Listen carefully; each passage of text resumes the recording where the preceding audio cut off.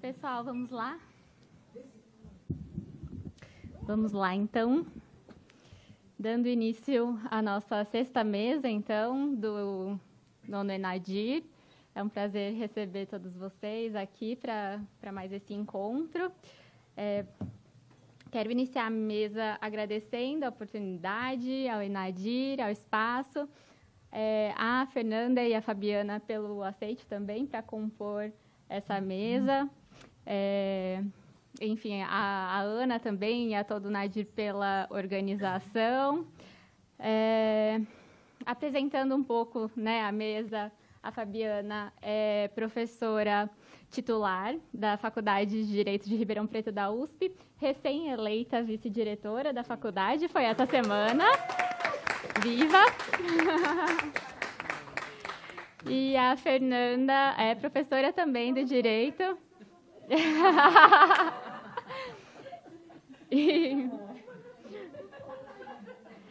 E a Fernanda é professora da Faculdade de Direito também, da Unifesp. Eu sou Gabriela, sou pós-doutoranda na FDRP, USP também, com supervisão da Fabiana e sou vice-coordenadora do Nadir. Essa mesa ela é intitulada Direitos Humanos das Mulheres e Recrudescimento Penal.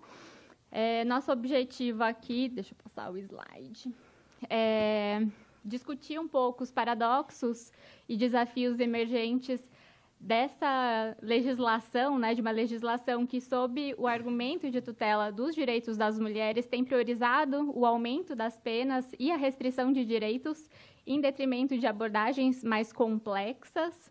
A mesa nasce desse lugar de desconforto, com essa tendência de utilização desmedida, eu diria, do direito penal como principal resposta à violência contra mulheres no Brasil, que não é recente, mas que tem se intensificado nos últimos anos, e, sobretudo, desde 2017. E tem aqui no pacote antifeminicídio um dos seus principais, talvez, exemplares recentes. Eu vou começar apresentando um contexto normativo mais amplo. Acho que é um panorama geral para situar um pouco esse debate e tem um pouco a intenção de estabelecer uma distinção entre os momentos desse debate, né? Acho que a gente tem, talvez, uma confusão aí que eu vou tentar enfrentar de alguma forma. A Fabiana me segue apresentando um debate um pouco mais institucional e a Fernanda nos segue, então, e conclui a mesa para a gente abrir depois para o debate, apresentando essa perspectiva do ponto de vista da perspectiva da tutela e do reconhecimento. Cada uma de nós vai falar em torno de 15 a 20 minutos para a gente, então, poder abrir para algumas questões. Vamos lá. Então, qual que é o contexto que a gente vivencia? Um pouco o argumento, né, o objetivo da minha fala é tentar estabelecer algumas distinções, né, com relação a esses momentos que a gente tem vivenciado. E eu acho que aqui o objetivo central é estabelecer uma distinção, né? Eu acho que, às vezes, as pessoas colocam um pouco tudo no mesmo... eu diria tudo no mesmo saco, assim, né, numa linguagem um pouco mais coloquial, então não fazem uma distinção entre processos que talvez não sejam tão equivalentes assim, né? Então, o meu objetivo é estabelecer um pouco uma distinção entre esses diferentes momentos nesse processo todo. Então, eu parto aqui, eu estabeleço uma distinção entre uma primeira configuração, que é o que a Fabiana, inclusive, denominou, que é um projeto feminista de legalidade, e o que vem depois disso, né, em um segundo momento, que é o que a gente pode chamar de uma tutela penal dos direitos humanos das mulheres.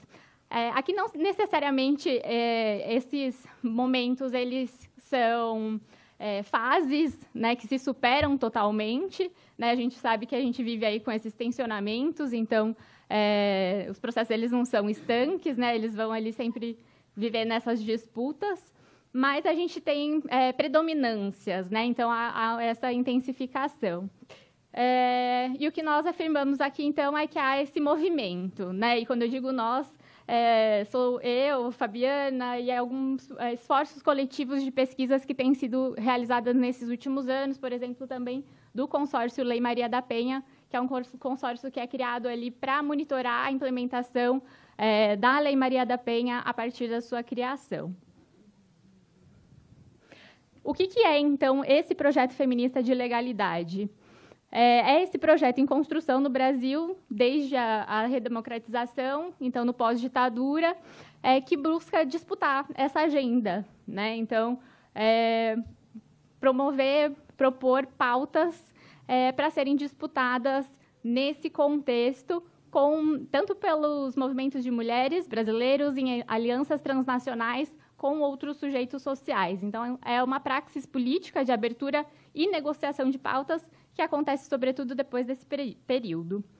Existem aqui alguns eixos principais que são apresentados e que são centrais nesse contexto, nesse momento. Então, inicialmente, a gente poderia falar aqui de uma reformulação da categoria abstrata de sujeitos de direitos humanos. Então, um ponto central seria a gente tentar desconstruir essas abstrações que são bastante centrais no direito, né? Então, que, em geral, levam a gente a reconhecer apenas um sujeito bastante específico, que é o homem branco, né? Como um cidadão digno de direitos. Então, esse eixo ele visa reconhecer direitos a sujeitos concretos, segundo as suas especificidades. Nesse momento também é interessante a gente comentar a formulação de direitos humanos das mulheres, né, que intitula, faz parte da composição do próprio título da mesa, que pode causar estranheza, né, para quem não tenha ainda se deparado com ela em algum momento. Essa expressão ela é trazida pela própria CEDAW, que é o Comitê de Gênero da ONU, Mulheres, quando a gente fala de direitos humanos. Isso já deveria, em tese, contemplar mulheres, mas essa expressão marca justamente uma crítica à forma como esses direitos eles foram construídos no pós-Revolução Francesa, e foi uma construção no sentido de proteger o cidadão e suas liberdades ali em face do Estado, né? Então, proteger suas liberdades individuais, mas isso, de certa forma, não protegia tanto as mulheres, porque as suas liberdades, né, os seus direitos eram, sobretudo, violados no ponto de vista ali, na perspectiva do âmbito privado, né, e não tanto assim não apenas no âmbito público. Há uma preocupação também desse projeto feminista de legalidade com a crítica a todo tipo de binarismo, então homem, mulher, masculino, feminino, público, privado e por aí vai. Então, esse projeto ele tenta desconstruir esses binarismos e tecer ali, destacar que há outras formas, né, de viver, se reconhecer enquanto sujeito que escapam a essas lógicas binárias.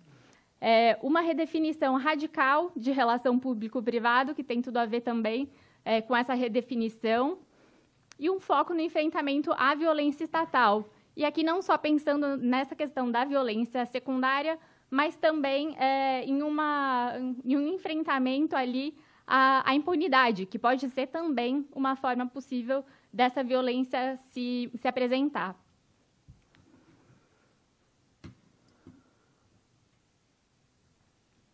Pensando nesse projeto feminista de legalidade, né, e um pouco antes dele, na verdade, a gente tem aqui, a partir da década de 20, um início de uma mobilização dessas mulheres.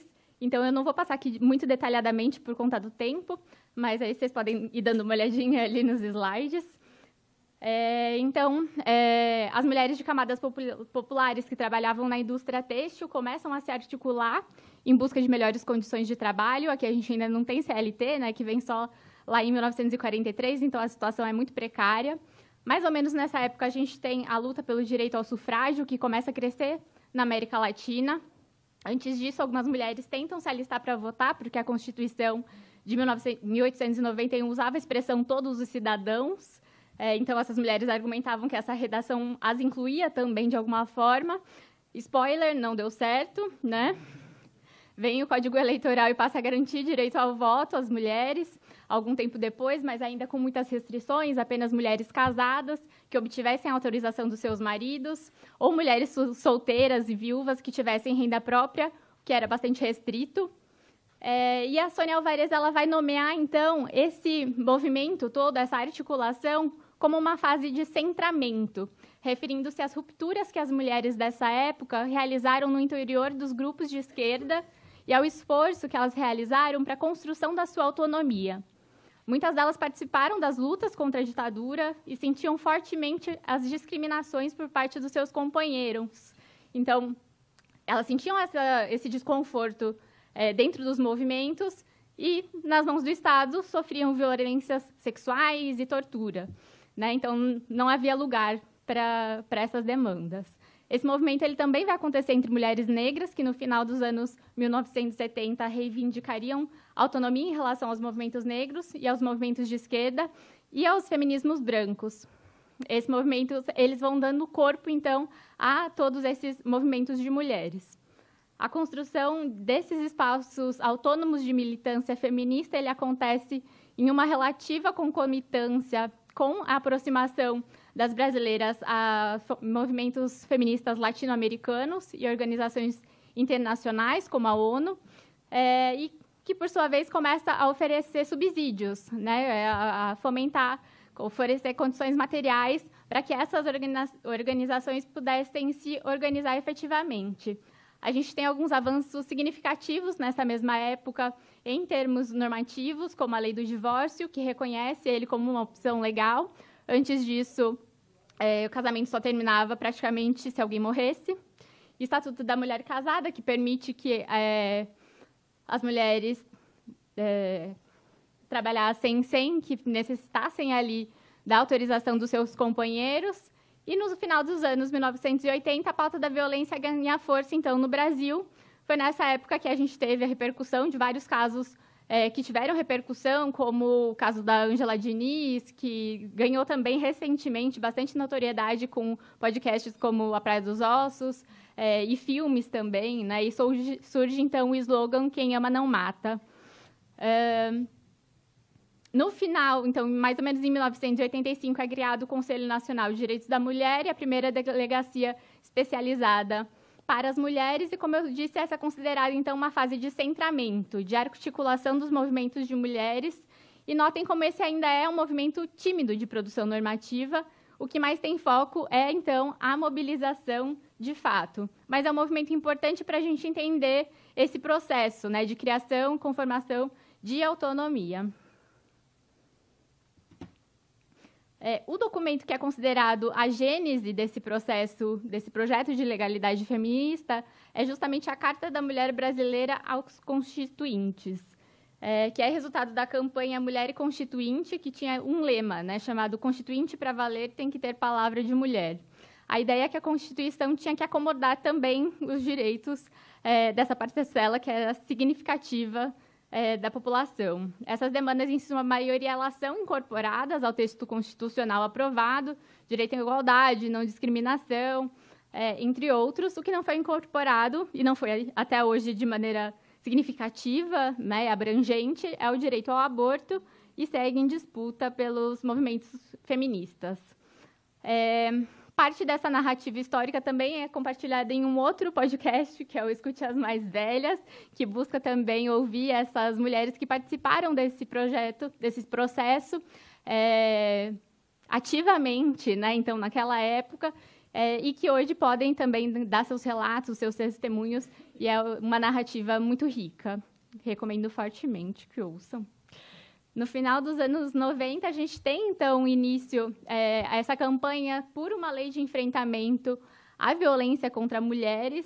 Os movimentos de mulheres eles já estavam um pouco mais maduros, então eles tinham conquistado uma certa autonomia com relação a outros movimentos sociais e organizações. Havia redes de transnacionalização e articulação com outros movimentos, e tudo isso converge para uma agenda de mobilização junto ao poder público em torno da questão da violência contra mulheres. Outras mudanças legais aconteceram até que a lei fosse de fato construída, por exemplo, a promulgação de um novo Código Civil, né? Então, agora já não é tão novo assim, né? Porque a gente tem até o de 2015, esse é de 1916, mas ele era completamente incompatível com a lógica da Constituição, porque mulher precisava de autorização para basicamente tudo, né? De assistência para praticar atos da vida civil. Em 2002, o Lula foi eleito. Em 2003, cria, então, a Secretaria Especial de Política para as Mulheres, com status ministerial, e tem já, desde o início da campanha, uma forte mobilização, tem isso como uma das suas principais, um dos seus principais motes de campanha, né? Enfrentar, de fato, a violência contra mulheres. E aqui a gente tem, então, e tudo isso bastante próximo dos movimentos de mulheres, né? E aqui a gente tem, então, o ápice desse projeto feminista de legalidade com a promulgação da Lei Maria da Penha, que pode ser considerado, então, um desses artefatos culturais que visa essa transformação cultural, né? Essa transformação social. Além desse movimento pela criação e promulgação do que veio a ser a Lei Maria da Penha, a gente tem também um movimento de revogação ou alteração da redação de leis consideradas discriminatórias no penal. A gente continua com elas desde 1940 e 41, né, para o Código Penal e Processo Penal, e esse processo ele é bastante necessário, né? 2 leis importantes nesse sentido são promulgadas em 2005 e 2009. Esse é um exemplo só, né? Eu vou focar só nele para dar um exemplo bem significativo, na minha opinião. Até 2005, o Código Penal previa, no artigo 107, então, como uma causa de extinção de punibilidade quando o agressor casasse com a vítima. Então, não bastava ser agredida, ainda era necessário casar com o seu agressor para lavar a honra da família e deixar o agressor impune, né? O principal crime contra os costumes, na época, era o estupro. Então, depois que ele passa de crime contra os costumes para crime contra a liberdade sexual, mas isso vai acontecer só depois, com a mudança de 2009. Alterações como essa, elas são importantes e relevantes, especialmente por provocarem esses deslocamentos discursivos, né? Se nos crimes contra os costumes protegia-se a honra do pai, da família, enfim, tudo menos da mulher violada. Com essa mudança, a gente tem, então, essa intenção de proteger, de fato, a liberdade sexual da vítima e, assim, a autonomia da mulher. Aqui seria possível falar de outras mudanças legislativas, né? Por exemplo, a revogação da expressão mulher honesta, que existia no Código Penal também. Falar da pesquisa, inclusive, da Ana, que foi feita com a Silvia Pimentel e com a Valéria Pandiardian, da minha própria, que eu fiz inspirada na pesquisa delas, mas, por conta do tempo também, vou me concentrar, vou parar por esse exemplo e fazer um primeiro balanço até aqui. Então, o que a gente percebe nesse momento é que a gente tem esse primeiro esforço, né, esse primeiro foco, que é ampliar as condições de cidadania das mulheres, né? E como se busca fazer isso? Alterando ou revogando leis e dispositivos discriminatórios e produzindo leis voltadas à prevenção, sendo a Lei Maria da Penha o ápice desse processo. Sobre a Lei Maria da Penha, é importante que quem nunca fez uma leitura transversal da lei abra e veja os dispositivos, né? Eu acho que a gente ouve muito e, às vezes, as pessoas compram um pouco esse discurso de que é uma lei punitivista sem nunca sequer terem lido a lei, né? Então, acho que esse é um exercício importante. São cerca de 50 dispositivos, porque a lei tem alguns A, B, C, né? Vai aumentando um pouquinho. E só 4 promovem inicialmente, porque agora, mais recentemente, a gente teve algumas mudanças significativas. Então, de fato, chamar essa primeira versão, essa primeira edição da lei de punitivista, inicialmente não faz muito sentido, né? Então, o objetivo principal da lei é criar uma política, criar uma rede, e é algo que ainda está por ser criado na maior parte dos lugares, inclusive. Então, a gente tem esse primeiro momento e o que acontece depois. Aqui eu cito uma pesquisa recente, de 2024, da Vânia Pazinato, publicada em um livro organizado pelo consórcio da Lei Maria da Penha, que mostra essa tendência posterior em números. A gente vê um aumento de projetos de lei, muitos deles voltados a alterar a Lei Maria da Penha. E aí vocês podem ver os gráficos, né? Está meio pequenininho, mas acho que dá para enxergar. Projetos de lei, são projetos de lei nessa chave, né, de violência contra mulheres. E a gente pode ver como que eles aumentaram, né, principalmente de 2017 para cá, mas, sobretudo, de 2019 para cá. A gente pode olhar também para os partidos dos proponentes desses projetos e ver que a maioria é de direita. e centro-direita.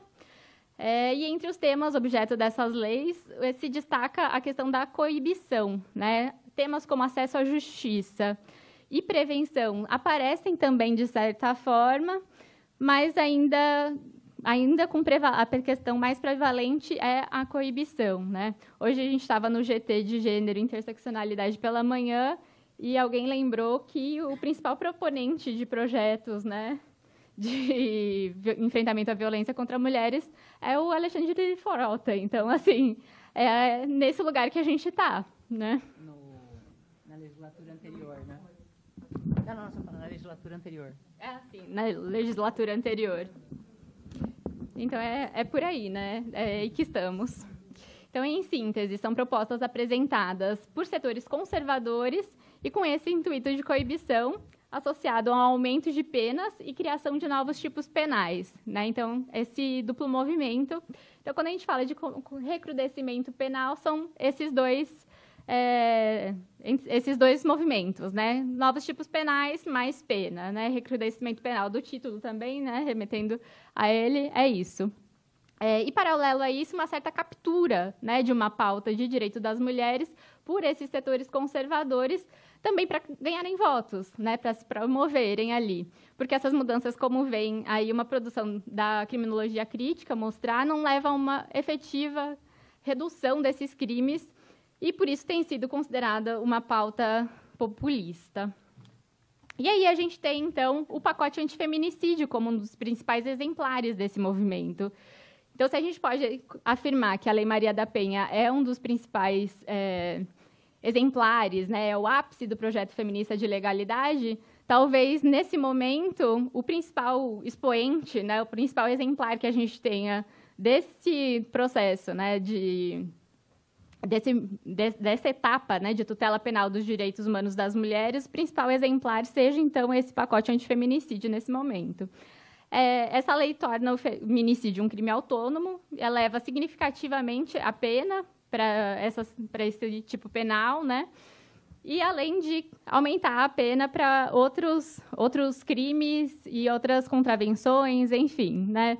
Aí vocês conseguem ver um pouco o que era antes da lei e o que veio depois, né? Algumas mudanças são bastante significativas. E, ao mesmo tempo, perde-se a oportunidade de tentar avançar em alguns sentidos, né? Então, a gente tinha ali, na lei anterior de feminicídio, o uso da expressão em razão da condição de sexo feminino. Uma das sugestões era revisar a lei para que fosse usada em razão de condições de gênero, né? E isso, é claro, não avançou.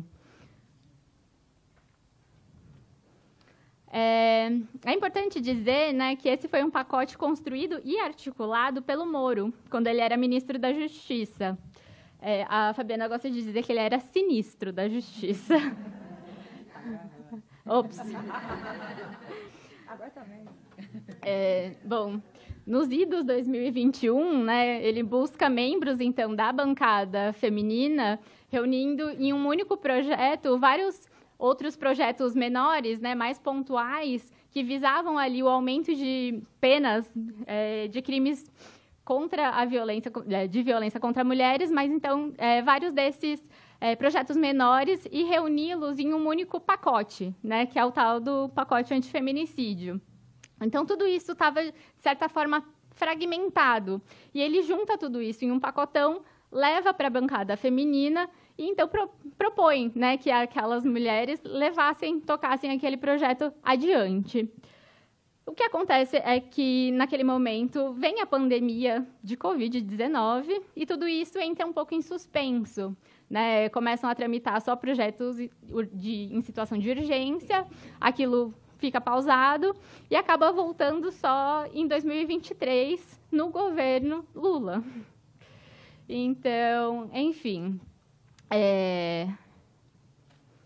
esse projeto ele é levado a cabo, então, depois, pela senadora Margarete Busetti, vinculada ao Partido Social Democrático do Mato Grosso, que é, então, essa vice-líder da bancada feminina no Senado Federal.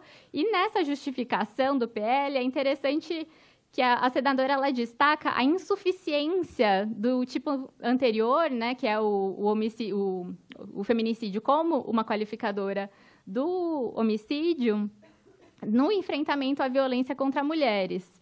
Então, ela chama atenção para as peculiaridades do crime, que justificavam, então, torná-lo um tipo penal autônomo, e a necessidade, abre aspas, né, urgência, de transmitir uma mensagem clara de repúdio a esse delito e garantir uma maior proteção às mulheres.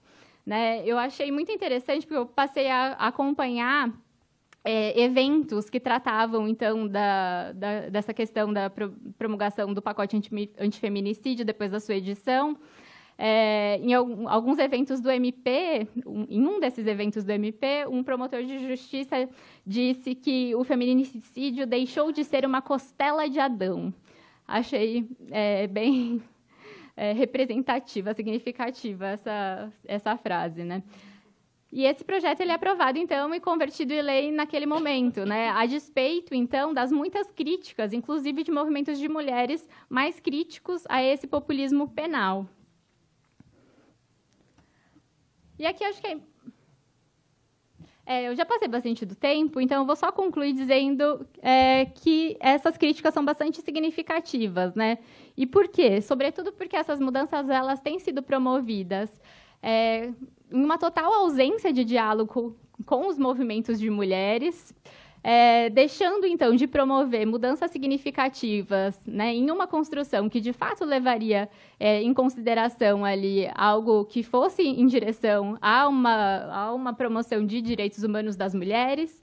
Então, por exemplo, algo mais articulado, a própria Lei Maria da Penha e tratados internacionais de direitos humanos, então, que levasse, por exemplo, à adoção do termo gênero nessa nova reformulação da legislação. Essas críticas elas também mencionam o fato de que a criação de um tipo penal autônomo ela quebra o acompanhamento, o monitoramento desse tipo penal, né? Então, a gente tinha um acompanhamento, monitoramento de uma determinada forma. Quando a gente muda esse tipo penal, a gente tem que criar uma nova sistematização ali para acompanhar isso. E, enfim, uma série de pesquisas que mostram que esse aumento de pena não é efetivo, né? É uma cortina de fumaça, no mais das vezes, que tenta mostrar ali que está fazendo alguma coisa para transmitir uma mensagem à sociedade, né, de que está sendo efetivo, quando, na verdade, o que realmente deveria estar sendo feito, né, que é investir recursos para criar uma estrutura que dê conta de implementar efetivamente a Lei Maria da Penha, criar a rede que a própria lei já prevê, não tem sido feito, né? Então, os recursos têm caído há muito tempo, na verdade, não tem crescido a contento também, mesmo recentemente. Então, tudo isso tem sido colocado de escanteio, de certa forma, e permanece, né, em escanteio. E acho que um último ponto também bastante significativo e problemático é que a lei também transforma o crime de ameaça em um crime de ação pública incondicionada. E isso é bastante problemático, por razões também que a gente pode continuar conversando depois, mas eu vou parar por aqui porque o meu tempo já foi. Ali eu vou deixar um minutinho também, que é só essa sistematização, né, de que a gente tem, então, esses dois momentos bem marcados. Então, que se a gente tinha, então, esse processo de tentar expandir, então, essas condições de cidadania das mulheres, a gente tem esse outro momento que não de fato, a mesma coisa, né, e não está mesmo nessa pauta, nessa mesma pauta, né? Acho que é mais ou menos esse argumento que eu queria construir nessa minha fala inicial, antes de abrir para as colegas. Desculpa ter me estendido.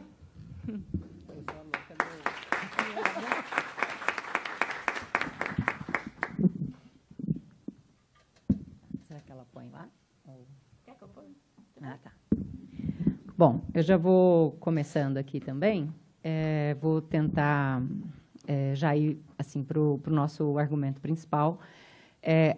Essa nova lei do feminicídio, ela acho que finalmente ela coloca alguns campos que andaram mais ou menos separados, né, assim, por um tempo, aí, talvez desde a criação da lei, né, Maria da Penha até agora, que andaram meio separados num mesmo lugar. Porque é uma lei que nasce de uma movimentação de abordagens, né, do campo político aí, nacional populista, acompanhando algo que tem acontecido em outros países também, que estão nessa, né, assim, com partidos, né, nessa perspectiva também assumindo o poder, o que mostra, ou seja, falar sobre mulher, falar sobre feminicídio, violência contra a mulher, traz capital político hoje, algo que há 20 anos atrás não era assim, né?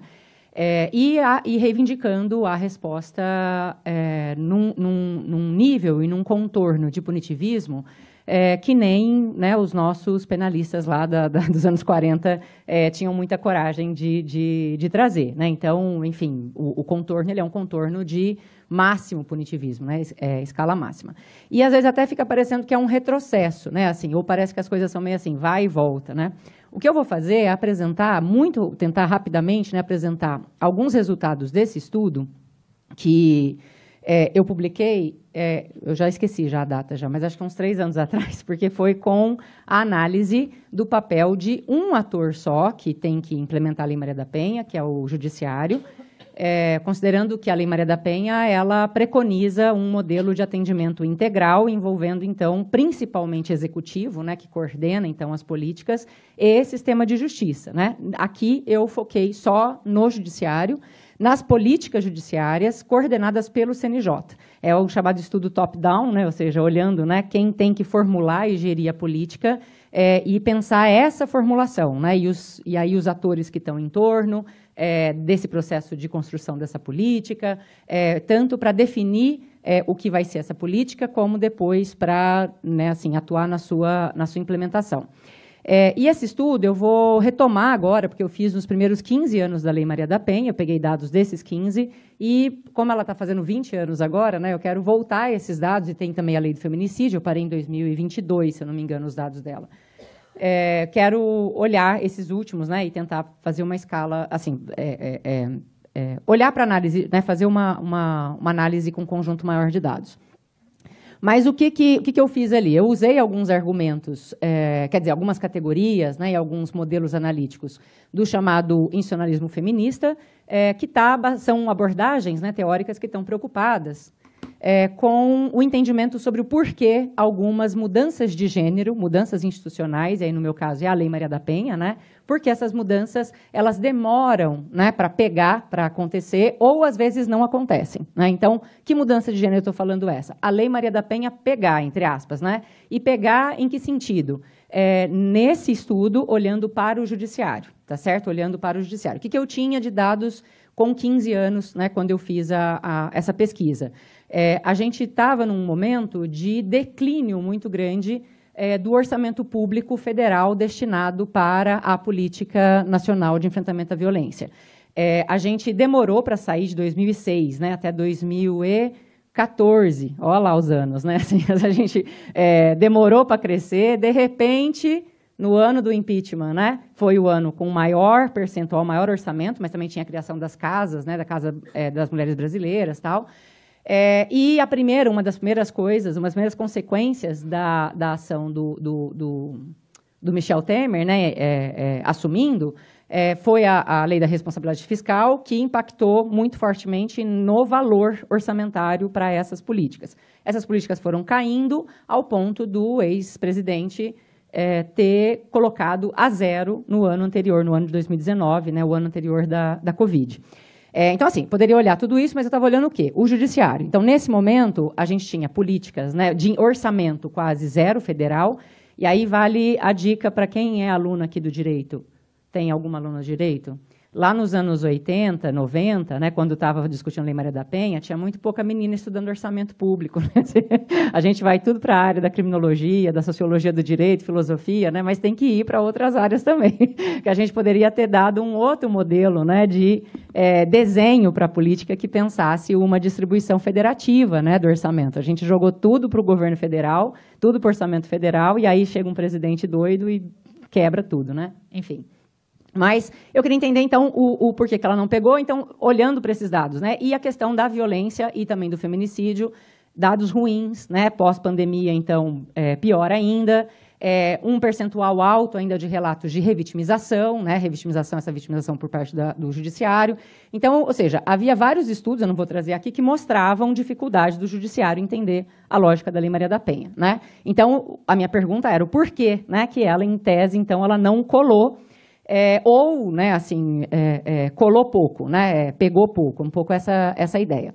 Aqui a Gabi já falou tudo, né? Então eu parto da premissa inicial de que a lei ela é uma fala, né? Assim, ela é resultado de um processo de organização do movimento feminista, e ela é uma vitória, né? E ela bebe de toda aquela vibe nossa que estava naquela esperança democratizante, etc.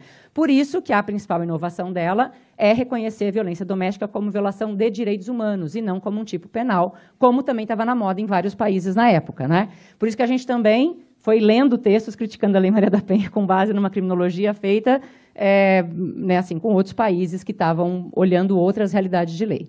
Mas vamos lá, né? Então, isso ela já colocou, né? Então, assim, a gente, e para o judiciário ele operacionalizar bem a lei, não era só ler a lei e sair dando decisão, né? Essa lei, como outras leis típicas também do final dos anos 90, início dos anos 2000, ela exigia mudanças no judiciário, né? Mudança na ideia de acesso à justiça, porque o juiz, quando está atuando numa vara de violência, ele tem que atuar em rede, né? Acho que quem trabalha sabe. Ou seja, em rede, ele não toma decisão sozinho. Ele não pode falar assim, vou dar medida protetiva para ir a casa-abrigo e não tem casa-abrigo, né? Ele tem que tomar e isso, para quem estuda, né, isso quebra a própria lógica, né, da ideia de tomar decisão do judiciário. Tem que tomar em rede, varas especializadas, capacitação permanente. A gente acaba o curso de graduação, acho que já aprendeu tudo direito, né? Como assim vai colocar o juiz, né, as pessoas do judiciário para aprender de novo? Então, ela vem com um vocabulário todo novo e boa parte disso não pegou, tá certo? E a resposta é uma resposta de atenção integral, que importa, sim, por exemplo, a definição de medida protetiva, importa, sim, eventualmente, né, o inquérito ou a ação penal, né, quando é o caso de uma ação penal, mas importa mais essa resposta concreta para a mulher sair da situação de violência, né, o efeito, concretamente, da medida protetiva. Bom, então, o modelo, né, eu pego o modelo de análise do ensino feminista, quais os mecanismos promovem mudanças de gênero. Eu parto do pressuposto que as mudanças de gênero elas não são rápidas, a gente quer, né, ainda mais quando junta feminista de esquerda, né? Ou seja, a gente quer tudo para ontem, não é isso? Quer revolução. Mas essa abordagem ela, né, parte da premissa de que, quando há mudança, elas são endógenas, graduais, né, assim, lentas. Por isso que eu preciso de um grande, né, volume de dados e de tempo histórico maior para poder olhar se tem mudanças ou não, né? Você mapeia a influência de ideias feministas, né? Quando que eu tenho, porque uma coisa é aprovar a lei, e depois que a lei foi aprovada, né? Onde as feministas ficaram nesse processo de implementação da lei, no caso aqui do judiciário. Então, enfim, aqui são as categorias, né, desse modelo de análise, interação. E a interação entre o formal e o informal. Muitas vezes a gente tem a lei que é o formal, mas ainda as pessoas continuam operando a partir de, né, regras informais, que são as nossas instituições políticas, né? Atenção a pequenas vitórias, e aí um pouco é a conclusão principal do estudo, né? Que a Lei Maria da Penha ela é uma novidade né, para o judiciário, mas que foi implementada de modo aninhado. Né? Por que aninhado? Aninhado no sentido de algumas coisas pegaram, né, mas aquilo que não necessariamente significou a quebra de alguns elementos, digamos aí, mais estruturantes do que é o Poder Judiciário funcionando não só para esse tema, mas para vários outros temas no direito brasileiro. Tá? Então, enfim, o estudo, eu vou direto para as conclusões, né? Então, mapeei atores, né, discursos, ideias, barará. Depois, um outro momento, a gente pode até conversar mais sobre o estudo. Né? Bom, vou para aqui. Não, espera aí. Não, aqui. Categorias construídas. Tá, questões e hipóteses. Aqui, tá. Bom, o que a gente percebeu? Eu classifiquei, assim, a gente não olha do ano 1, 2006, a 2023 como um contínuo, né? Assim, eu consegui mais ou menos classificar ou categorizar em 3 momentos. Um momento de grande resistência à Lei Maria da Penha por parte do Judiciário, um momento em que a gente começa, né, assim, uma quebra dessa resistência para algumas ideias, e é onde a gente vai ter a manifestação, né, dessa lógica mais aninhada. E esse terceiro momento, quando eu acabo o estudo, a gente está em um momento em que todo o judiciário está falando de gênero, mas está falando tanto, tem o protocolo de gênero, né, assim, do CNJ, outras áreas estão falando tanto que a própria ideia da violência doméstica ela fica secundarizada no debate de gênero. Ou seja, o debate de gênero judiciário ele acaba engolindo a própria temática da violência doméstica, né, e ela se subalterniza pela evidenciação de outras discussões de gênero dentro do próprio judiciário. Que resistências eu acabo percebendo, né? E que, no final das contas, ela resulta em uma leitura empobrecida da lei. O judiciário passa, até mais ou menos 2010, mais ou menos, fazendo uma leitura da Lei Maria da Penha como uma lei penal. Penal de caráter punitivista, né? Ou seja, a lei ou operando dela aquilo que tem de cara penal.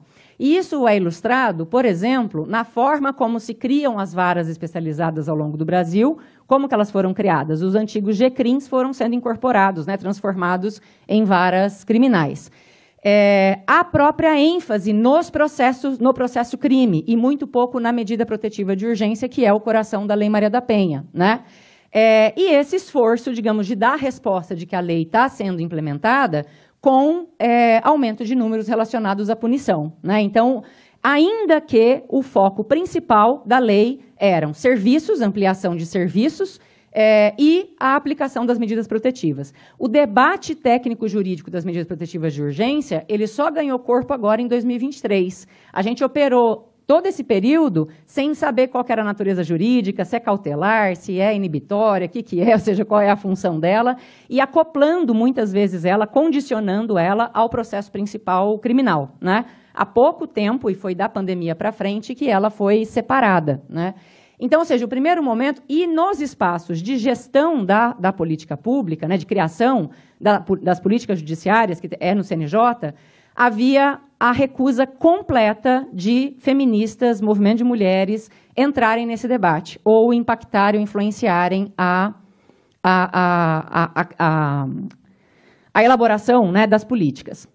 Tem um argumento semi-honesto, assim, não, semi-razoável, né, no começo. Fala, olha, a lei foi aprovada, feministas, a gente já conseguiu uma grande empreitada. Agora a gente precisa ganhar o coração dos juízes, sabe? E a gente precisa chamá-los aqui para a Jornada Maria da Penha, que é o evento anualmente que acontece, né, desde 2006. Para isso, eles não podem se sentir intimidados. Então, vai ser um momento que a gente vai fazer ali uma lapidação no discurso. Nós vamos chamar só a autoridade, né? Assim, sabe? Não vamos chamar nenhuma de vocês, porque isso aí pode gerar aquele estranhamento, não sei o quê. Bom, acabou que pegou moda e ficou assim quase 8 anos. Os primeiros 8 anos da lei, o espaço da Jornada Maria da Penha era um espaço exclusivo para juízes e juízas. Vara nova, quem é que assume? Titular. Quem é titular? Homem, né? Assim, então, ou seja, então esse espaço da jornada, a foto era como? Era a foto. Parece do TJ daqui de São Paulo. Era aquela foto. Então, a resistência às ideias. Então, você podia falar de violência. Então, a gente tem um momento de 8 anos de criação da lei em que eu falo de violência doméstica, eu bravejo, eu sou um homem protetor, eu sou um juiz responsável, porque eu estou botando na pena, não sei o quê. Mesmo a lei não falando nada disso. Só que, ok, porque a gente tinha um ministério, né, que era a Secretaria de Política para as Mulheres, que estava funcionando e estava criando serviços. O problema é que, com a Dilma, né, e depois do que vai acontecendo, esse ministério, enfim, é extinto, né?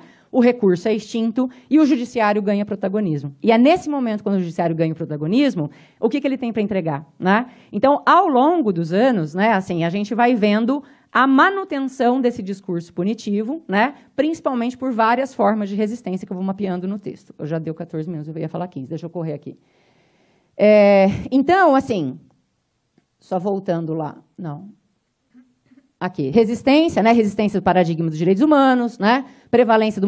nem direitos humanos, quem teve direitos humanos na graduação aqui?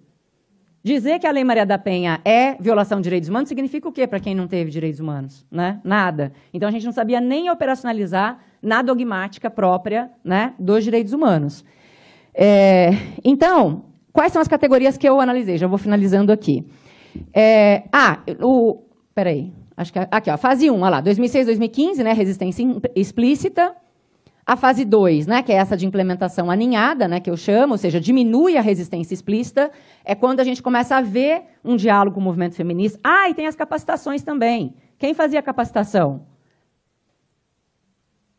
A Escola Nacional da Magistratura. Quem que ia lá dar aula para os juízes? Os homens. Que sabia o que de gênero? Que sabia o que da história da Lei Maria da Penha? Que sabia o quê? Nada, entendeu? Então, são aí 8 anos de muita endoginia, entende? Então, ou seja, a lógica punitivista, ela prevaleceu à lógica de direitos humanos que era colocada pela lei. Então, a implementação aninhada, isso vai diminuindo, né? Então, a gente tem, e isso vai sendo principalmente a partir de atores que, nas suas experiências mais locais, vão levando a sério a ideia de rede e vão se capacitando pelo contato com o movimento de mulheres, com outras pessoas, né, com outros atores, e essas mulheres também começam a virar titular e começam a impactar no desenho da jornada e no desenho da política. Tá? E a fase 3, né, essa permeabilidade das políticas de gênero e novos atores. Então, eu separo em 3 fases, mas agora volto para lá. Né?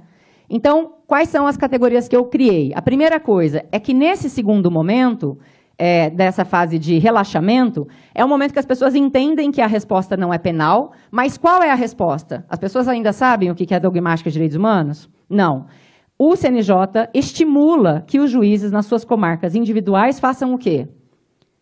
Inovem na forma de lidar com os temas. Né? E inovem fazendo o quê? Criando modelos e mandando para os prêmios vários que o CNJ, né, e os tribunais começam a construir, que é o que eu pego, né, de empréstimo, uma categoria, esqueci agora, do Fred, lá da Unicamp, da Frederico, né?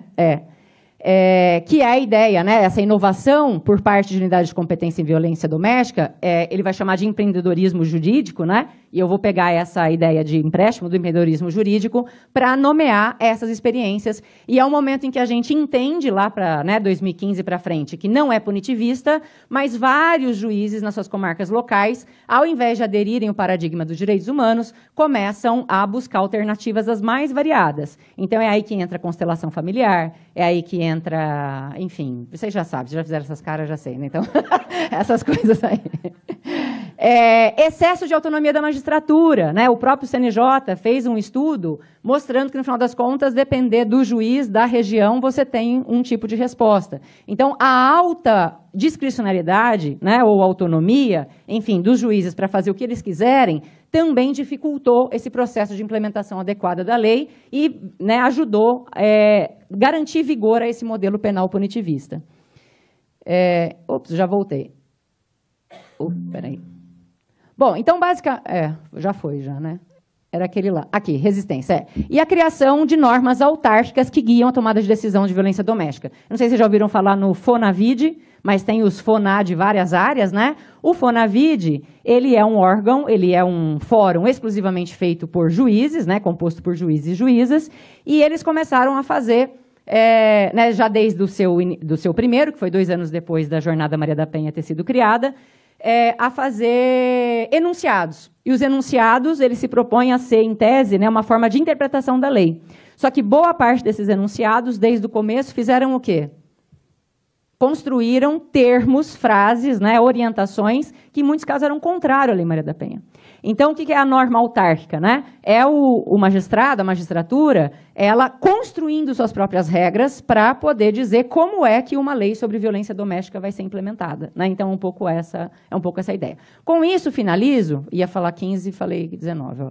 Com isso, finalizo dizendo o seguinte, que, no final das contas, quando a gente olha agora, né, tanto a lei do feminicídio vem em 2015, que também já não é uma lei que tem esse histórico como a Lei Maria da Penha, já teve chabu já, né, com ela, depois essa vem dessa forma, não é uma coisa assim, uma quebra, sabe? Na verdade, o punitivismo ele é quase uma instituição política que sempre guiou o formato, né, de atuação do judiciário, mas que vai ganhar vigor quando uma figura perde força.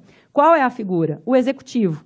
É quando o executivo perde força para ditar as políticas, né, perde com o orçamento, perde com o ministério. E o ministério ele tinha uma articulação muito grande com o movimento de mulheres. E era o ministério que barrava projetos de lei, né, que tentavam mudar a Lei Maria da Penha. Quando esse executivo sai, o legislativo aproveita o vazio.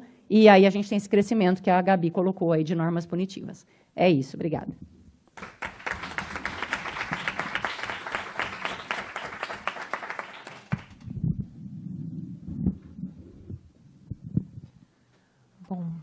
Boa tarde a todas, todos, todes. Eu queria, primeiramente, parabenizar a organização do evento, né? Faço isso na pessoa da professora Ana Lúcia Pastore. Queria também agradecer a Gabriela Pericinoto pelo convite para compor a mesa aqui com a Fabiana, né? E compartilhar, enfim, desse balanço da miséria, né? Que a gente está fazendo um pouco aqui. E aí eu pensei, né, em refletir sobre todo esse diagnóstico, né, que a Gabriela construiu, dessas mudanças legislativas, né, que trazem um recrudescimento da tutela penal, a partir de uma chave de análise talvez seja um pouco simplificadora, tá, da realidade, mas eu vou tentar aqui propor dessa maneira, né. Então, de um lado, pensar a lógica da tutela e a lógica do reconhecimento, que são duas lógicas que convivem, né, intimamente. Difícil até, às vezes, a gente conseguir dissociar quando a gente faz pesquisa, né, sobre legislação, como é que a gente classifica, né, um determinado dispositivo ali. Mas eu acho que isso implica aí na oposição de duas figuras centrais quando a gente pensa as políticas destinadas ao combate à violência contra as mulheres, né? Então, de um lado, uma vítima passiva, incapaz de interferir na construção da resposta para o seu problema, né? E, do outro lado, uma pessoa que é sujeita de direitos, um sujeito de direitos, que tem autonomia para o exercício dos seus direitos, que tem capacidade, né, para o exercício desses direitos. Então, eu sei que é um pouco simplificador, mas se a gente retoma, por exemplo, a lógica da tutela, a partir daquele projeto positivista da Primeira República, né, no Brasil, ali, que equiparava, né, populações que eram credoras de tutela, então crianças e adolescentes, que então eram chamados de menores, né, mulheres e loucos, né, acho que a gente consegue pensar bem no que eu estou falando, né, sobre essa rubrica e essa expressão da tutela. É uma reflexão que não está nem um pouco acabada, tá? Estou compartilhando aqui algumas dúvidas, alguns desconfortos, alguns incômodos, né, como a Gabriela colocou. Mas a hipótese é que tem aqui um gradativo esfacelamento das possibilidades de participação das mulheres, né? Isso já foi falado aqui na própria construção da legislação, mas também na construção das políticas, né? Acho que tem uma virada aí que a gente tem notado, né, nos últimos anos, na última década, com certeza, né, em relação a isso. E se a gente olha o nosso parlamento hoje, a gente consegue entender também por que isso acontece, né? O tamanho da violência política que as mulheres que estão ocupando aquele espaço sofrem, né? Um baixo número de parlamentares, as cotas que não foram implementadas, né? O perdão ao uso do fundo partidário equivocado, né? Equivocado para dizer o mínimo, né? Pelos partidos. Então, a gente tem um progressivo alinhamento das mulheres em relação a esses processos, né, num movimento bem diferente daquele que a gente identifica quando a gente tem a construção da Lei Maria da Penha, né? Então, o que a gente percebe quando a gente vê um deputado do Matiz, do Alexandre Frota, né, por exemplo, propondo direitos das mulheres, a gente vê que tem uma disputa mesmo, né? Tem uma disputa em torno do que sejam direitos das mulheres e uma disputa em torno do que sejam direitos humanos no parlamento hoje, né? Uma pesquisa que a Carla Osmo coordenou lá no CAF, mostra essa disputa, né? O que quer dizer direitos humanos hoje, né? Nesse discurso. E também uma ideia que está muito presente na direita, né? Que um autor já identificou como sendo, né? Um sexismo hostil. Então, os direitos das mulheres ferem os direitos dos homens, né? Então, são capazes de retirar direitos dos homens, e um sexismo benevolente, né? As mulheres precisam de direitos porque elas são mais frágeis, elas são mais vulneráveis, né? Então, a gente tem aí uma contradição, né, que tá colocada. E aí, eu esqueci de ligar o meu cronômetro, gente. Quanto tempo eu já falei, hein? Só para não... Eu tinha poucos anos de formada, né, quando a Lei Maria da Penha foi aprovada, e eu participava da gestão do Instituto Brasileiro de Ciências Criminais, era 2007, quando eu fui chamada para ajudar a Melinha Teles, que é a fundadora, né, da União de Mulheres de São Paulo, que é uma organização conhecida pelo Projeto Promotoras Legais Populares, na condução de um projeto novo que tinha como finalidade a divulgação da Lei Maria da Penha. A Bruna trabalhou nesse projeto, Maria Maria, né? E aí a ideia era fazer essa divulgação a partir das ferramentas de educação popular em direitos. E esse contato me permitiu entender a Lei Maria da Penha, porque, como a Gabriela mencionou, eu achava que a lei não era boa, porque insistia na criminalização como resposta, que isso ia produzir mais intervenção penal, ia produzir mais encarceramento.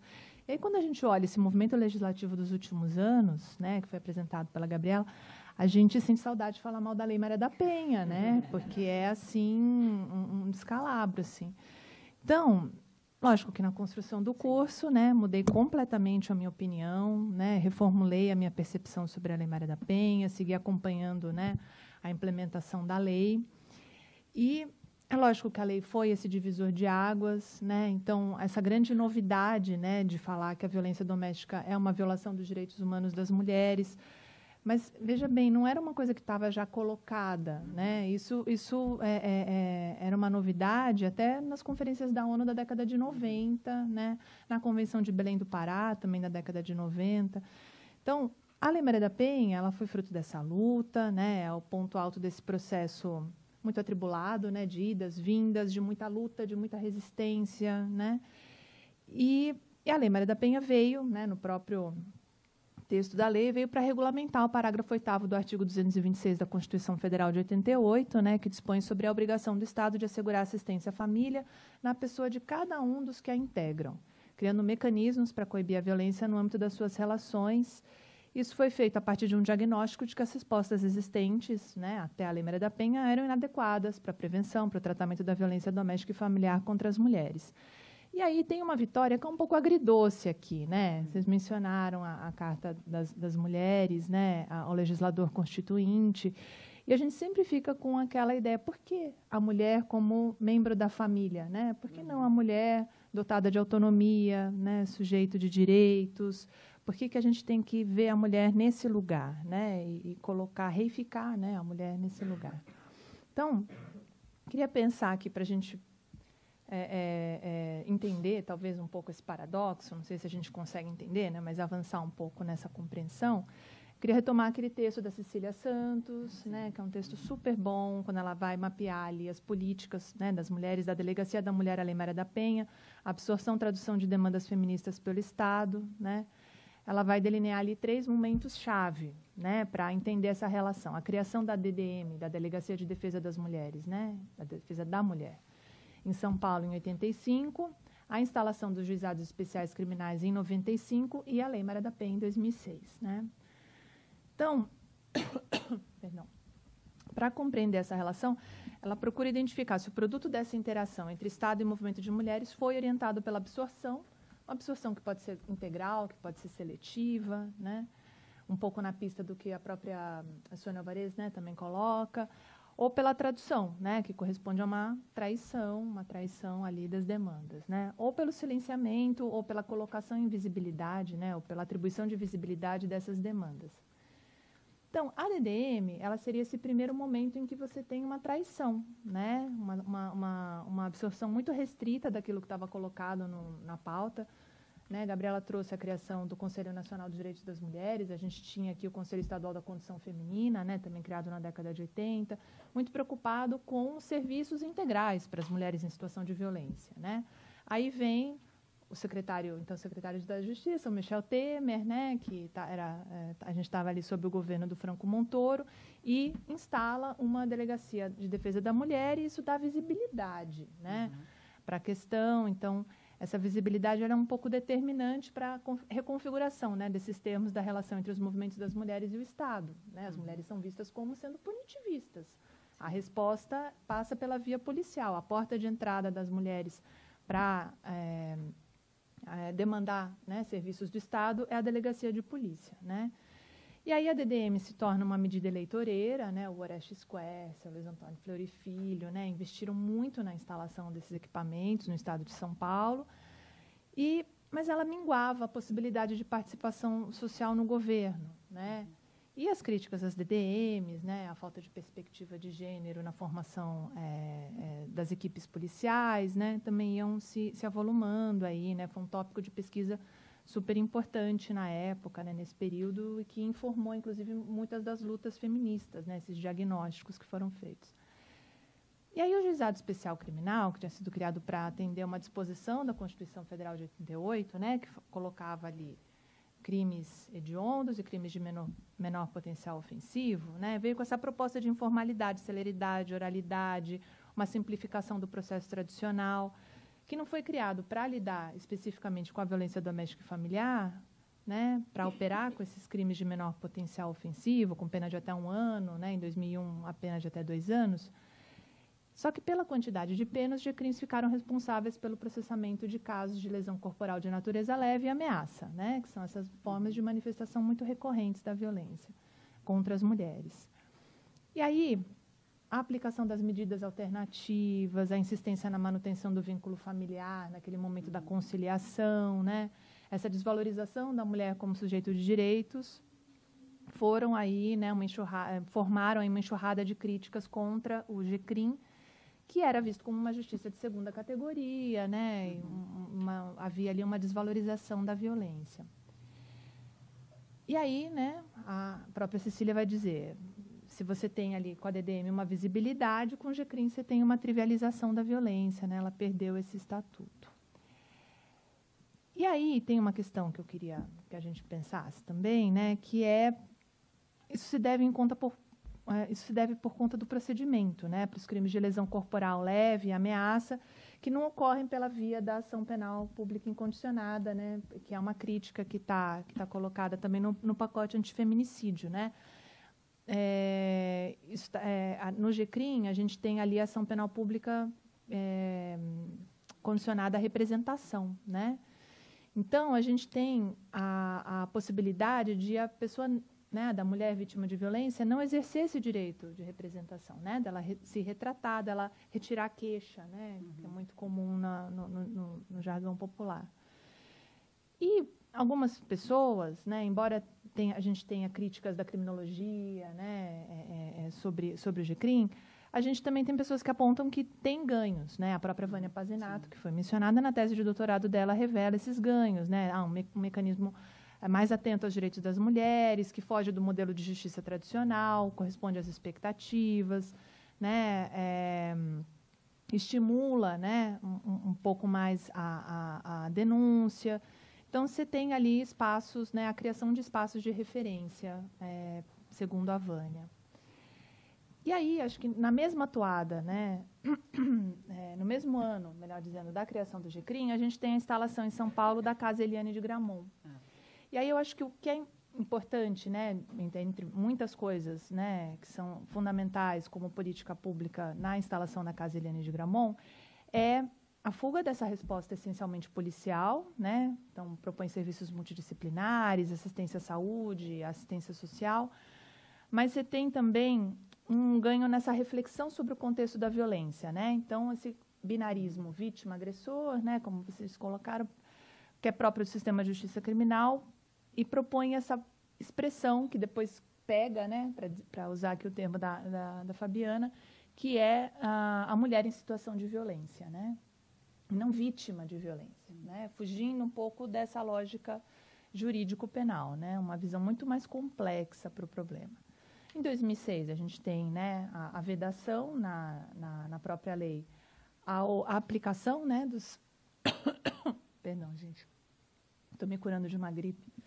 Dos dispositivos, né, dos juizados especiais criminais, da Lei 9.099 e 95, e tem toda uma discussão sobre a constitucionalidade. E aí eu queria só colocar aqui, né, o voto, né, do relator, né, houve, né, o reconhecimento da constitucionalidade, da impossibilidade de aplicação da Lei 9.099. Então, vou propor aqui, né, duas opiniões que foram exaradas aí nos votos, né?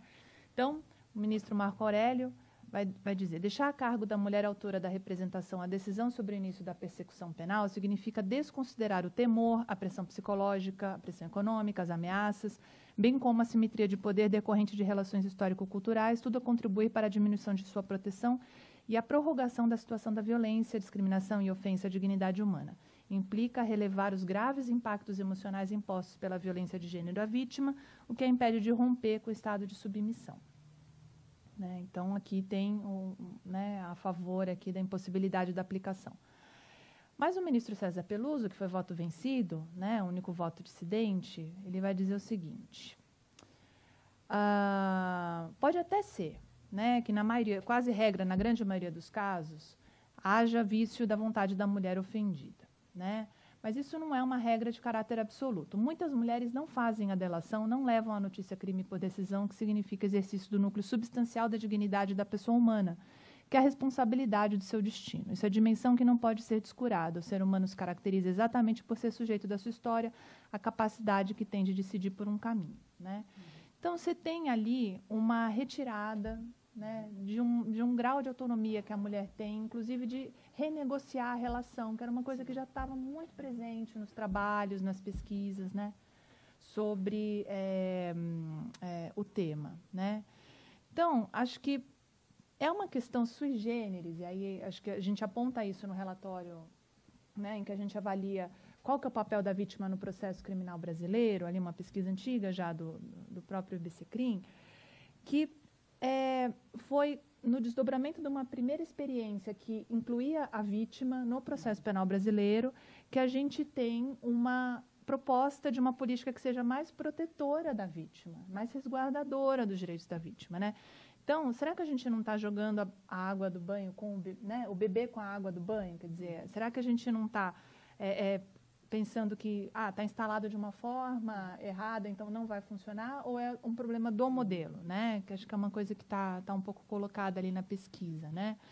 São princípios implícitos ao modelo que dão errado, ou as deficiências na estruturação, né?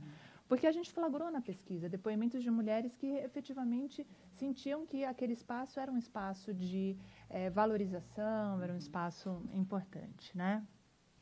E aí, como eu já estou avançando aqui muito no tempo, acho que tem aqui, né, eu ia falar com mais vagar sobre isso, mas uma instrumentalização da figura da vítima, né, a pretexto da tutela dos seus direitos. Isso não acontece só com as mulheres, isso acontece com crianças e adolescentes, com idosos, com pessoas com deficiência, né? Então, toda uma discussão sobre em que medida as pessoas podem, né, exercer seus direitos com autonomia, tem essa capacidade.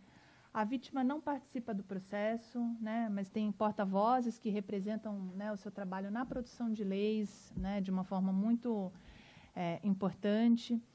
E se a gente lembra, né, o processo de construção da Lei Maria da Penha e como foi a própria aprovação da lei do feminicídio, né, ali em dezembro de 2014, né, ela foi sancionada em março, mas já houve ali a retirada da expressão gênero, a substituição pela condição do sexo feminino, o pacto, né, que tinha sido feito entre as associações, né, Conselho Nacional de Justiça, Conselho Nacional do Ministério Público, Conselho dos Defensores Gerais, né, e movimentos sociais e da academia, era que não houvesse uma causa de aumento, né, então que houvesse já significava muita coisa, né, a nomeação do feminicídio, né, a nomeação dessa violência de uma forma muito específica, reconhecendo as particularidades, né, desse fenômeno.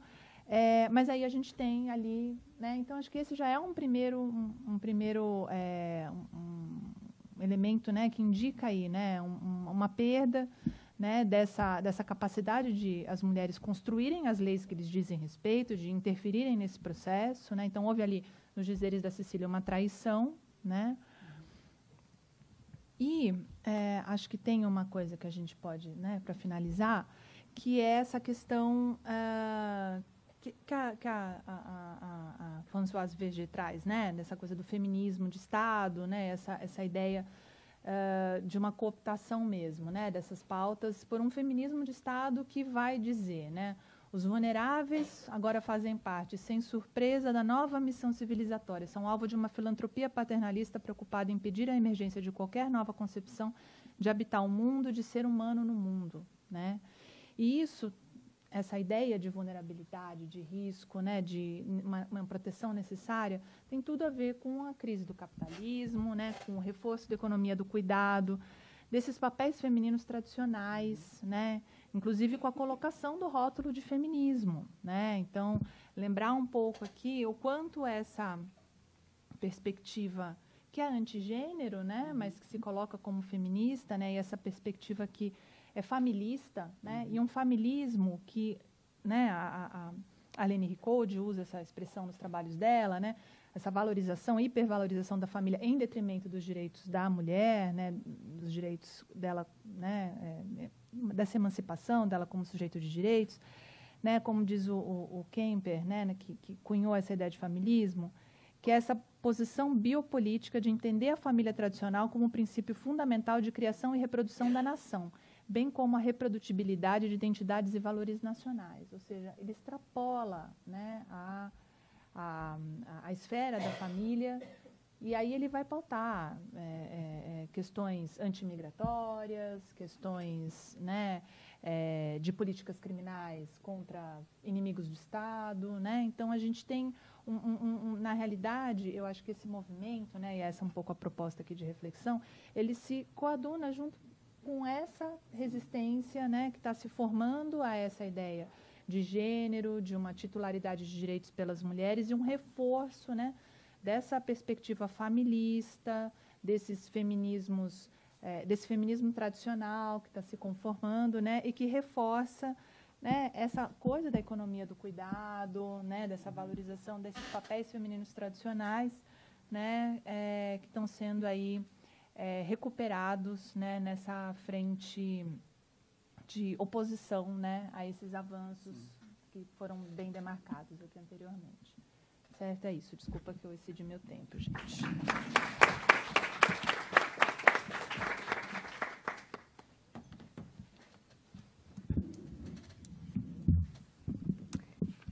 Pessoal, a gente já deveria sair para o intervalo em 3 minutos, então a gente pode abrir para uma rodada só, única, de questões mais pontuais, como diria a Ana.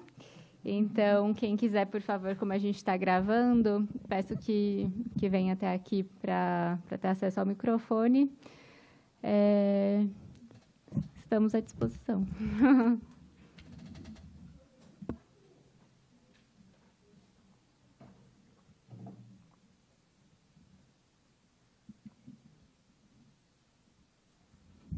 Alguém se anima?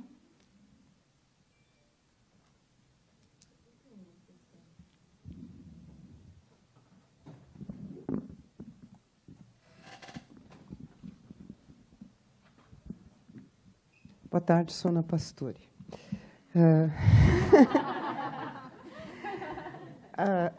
Eu gostaria de ouvir um pouco vocês. A gente fala muito sobre o poder judiciário quando aborda essas questões. E a gente sabe que o sistema de justiça, né, agrega várias outras dimensões, como as polícias, Ministério Público, Defensoria Pública, a própria advocacia. E uma das questões, né, Gabi, que a gente tem percebido surgir com uma certa frequência é de defensores e defensoras públicas se verem numa situação muito delicada quando defendem acusados de feminicídio ou fora do tribunal do júri de violência contra a mulher. Eu gostaria de saber se existem pesquisas que avançaram nessa direção do quão se torna paradoxal o papel, né, da defesa de acusados de violência contra a mulher, seja qual violência for, frente às propostas, né, de não violação desses direitos na própria atuação da defesa do acusado. Não sei se ficou claro. Tentei ser objetivo. Mais alguém? Tem mais alguém?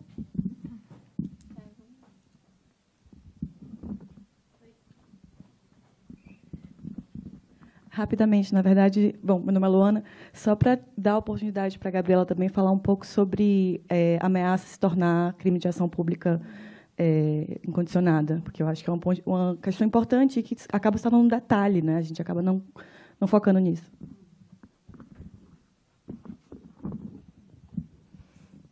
Mais alguém? Quem quer começar? Pode, tem um aí mais perto. Sobre a defesa, né, dos acusados de feminicídio, por exemplo, né? Eu participei uma vez apresentando, né, os dados de uma pesquisa que a gente fez antes da tipificação, uma pesquisa, inclusive, que procurou levantar subsídios, uma pesquisa que a gente fez lá na GV, né, na FGV, procurando levantar subsídios para o movimento de tipificação que então estava se colocando. Então, uma pesquisa que foi encerrada justamente em 2014, né, junto praticamente com a criminalização, né?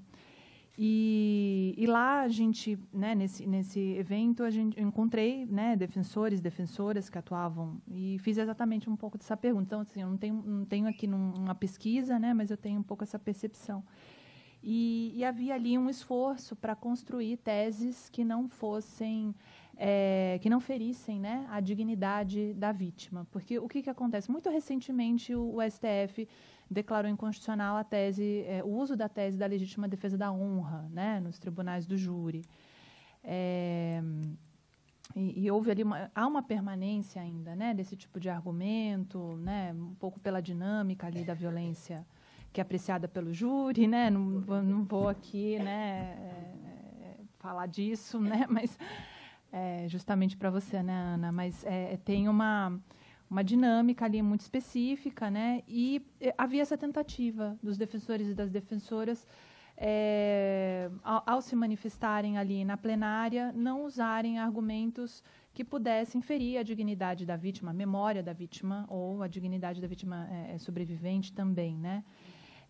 Inclusive mobilizando a questão da desigualdade de gênero. Dizer que, olha, esse homem que mata é um homem que foi criado com essa finalidade, ele foi treinado para isso, a socialização dele foi machista, né?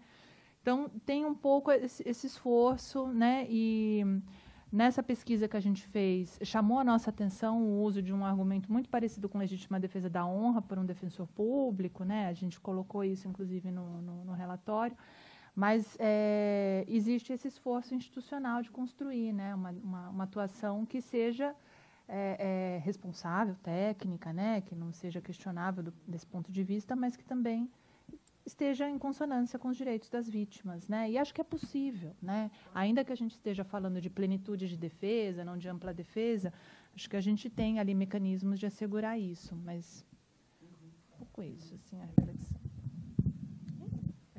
Não, eu teria para falar exatamente isso, esse esforço que eu vejo da defensoria, né, de criar estratégias argumentativas que não desqualifiquem, né, que não, enfim, né, coloquem também a honra, a imagem da pessoa em xeque, né, para além da legítima defesa da honra, mas uma série de... E tem muita coisa. Teve um evento da defensoria que eu fui, acho que o semestre passado, que também eles estavam tentando fazer, isso lá em Teresina, né?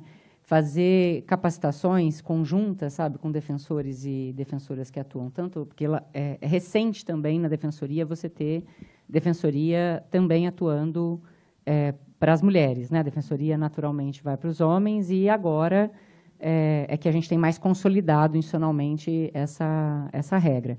E aí, assim, como é que são as capacitações? Né? Faz junto, faz separado, né? E lá eles estão fazendo junto para tentar construir noções mais bem fundamentadas sobre gênero, né? Sobre processo em uma perspectiva de gênero, para poder construir teses, né, mais elaboradas que não sejam revitimização. É o que eu sei. Agora, estudo acadêmico sobre, não sei. E isso é importante. Por exemplo, nesse estudo específico aqui, eu não falo sistema de justiça, eu foco no judiciário mesmo, né, assim, não considerando que ele é a resposta, mas como é que, partindo do pressuposto que é ele que organiza a resposta do sistema de justiça, né, é ele, se tem uma vara ou se não tem uma vara, é o que define se vai ter um juiz, quer dizer, um promotor e um defensor também especializado ou não, né? Então, tanto na distribuição territorial como na condução mesmo, né, do desenho da atenção do sistema de justiça, o judiciário tem esse protagonismo. Então, foquei nele, mas não necessariamente, né, assim, por isso não usei o termo sistema de justiça, né? Foi judiciário mesmo, né? Bom, complementando, acho que o único trabalho que eu conheço também é de uma defensora pública do Rio de Janeiro, a Renata Tavares, o argumento que ela desenvolve é basicamente esse que elas já mencionaram, né?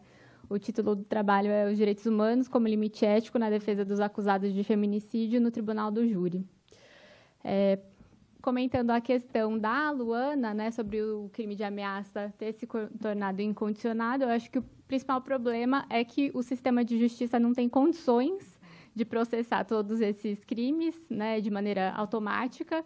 E acho que a gente tem uma outra questão, né, que é um pouco dupla, né, que e está mais associada um pouco à questão que a Fernanda abordou, né, que é o do cerceamento da autonomia dessas mulheres, né? Então, essa tutela também, né? Esse cerceamento de autonomia, e que essa ausência de capacidade do sistema de justiça de dar conta de todo esse processamento pode levar a uma interpretação restritiva também do que a gente entende por violência, né? Então, a gente vai acabar processando só esses crimes que são considerados os mais graves, as violências que são mais escabrosas, assim, né? Então, acho que a gente tem, pelo menos, essas duas questões principais, né? Não sei se vocês gostariam de complementar também algo nesse sentido.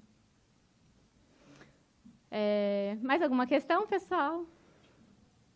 Então, acho que com isso a gente agradece muito a oportunidade e conclui, então, mais essa mesa. E convido vocês também para voltarem para a próxima, que começa daqui a alguns minutinhos. Muito obrigada. Obrigadão, viu, Gabi? Não agradeci ninguém na fala. Obrigada.